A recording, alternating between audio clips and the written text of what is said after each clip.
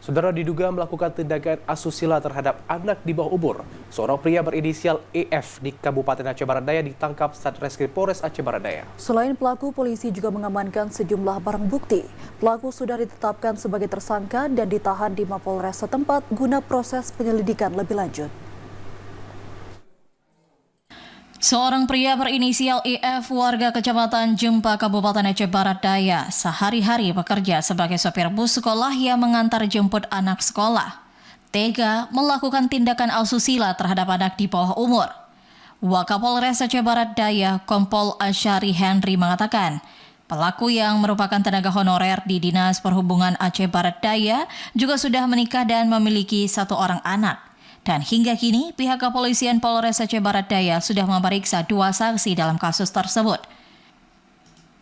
Kini, pelaku sudah ditetapkan sebagai tersangka dan dilakukan penahanan di Mapolres setempat.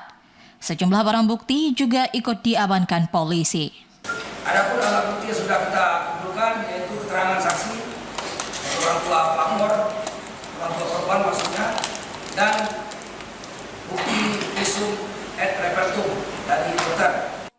Pasal yang akan dikenakan yakni Pasal 50 Kanun Aceh Nomor 6 Tahun 2014 tentang hukum jinayat, di mana setiap orang yang dengan sengaja melakukan jarimah pemerkosaan sebagaimana dimaksud dalam Pasal 48 terhadap anak diancam dengan ukubat cambuk paling sedikit 150 kali, paling banyak 200 kali, atau denda paling sedikit 1.500 gram emas murni, dan paling banyak 2.000 gram emas murni atau penjara paling singkat 150 bulan dan paling lama 200 bulan.